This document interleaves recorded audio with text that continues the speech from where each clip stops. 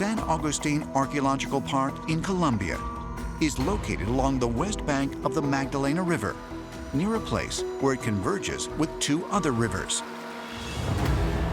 It is a location that ancient astronaut theorists believe has a startling and not accidental significance.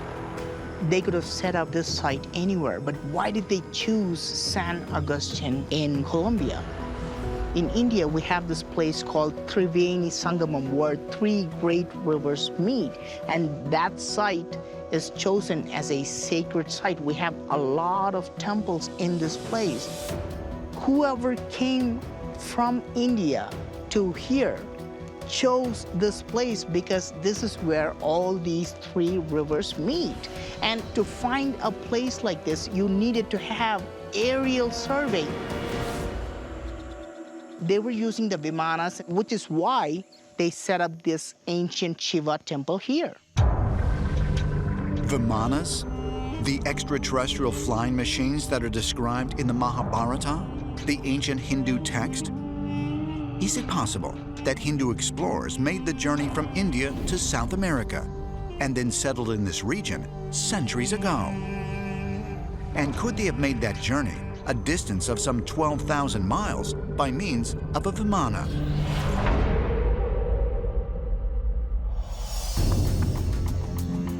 Ancient astronaut theorists say yes, and they believe that the answer to what compelled them to come there can be found by examining one of the ancient stone statues located in San Agustine Archaeological Park.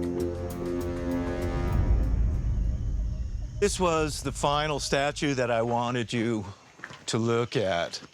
Pretty curious, huh? Yeah. I don't know what to call this except a spaceman. You can see that he's wearing some kind of a helmet. It looks like he has a visor. He's got two rectangular eyes and a rectangular mouth. He has no nose. He's holding this, what they call a power staff. But what's really fascinating about that is he's holding that long cylinder, and if you look carefully, it's going even below his feet. He's using that cylinder to go into the ground. Now, this is very interesting because in Hindu culture, there's a god called Swarnakala Bhairava, and he's the god of gold.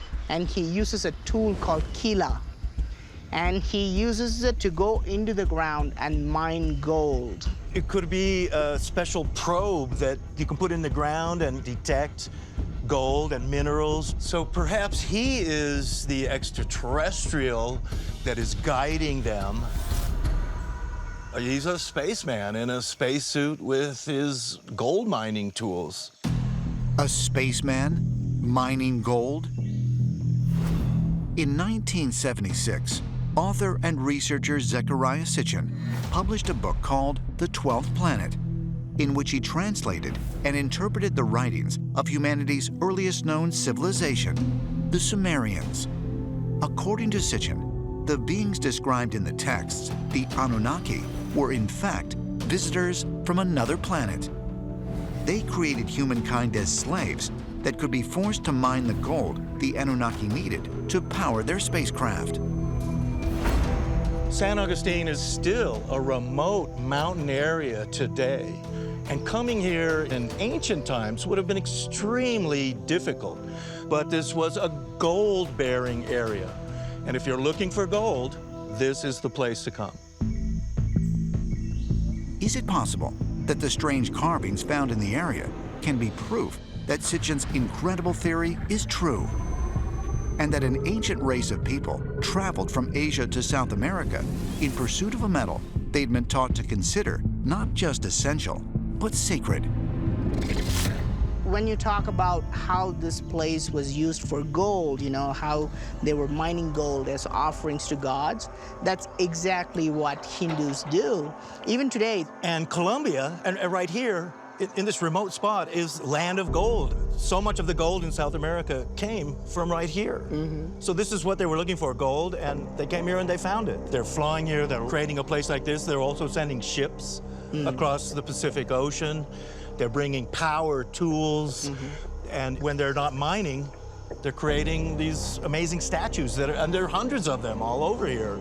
Your theory about people and Mayas moving from South India and coming here all the way to South America. This is all tying together. We have an extraterrestrial god who comes down and he mines for gold and he builds an entire civilization. I think that makes a lot of sense.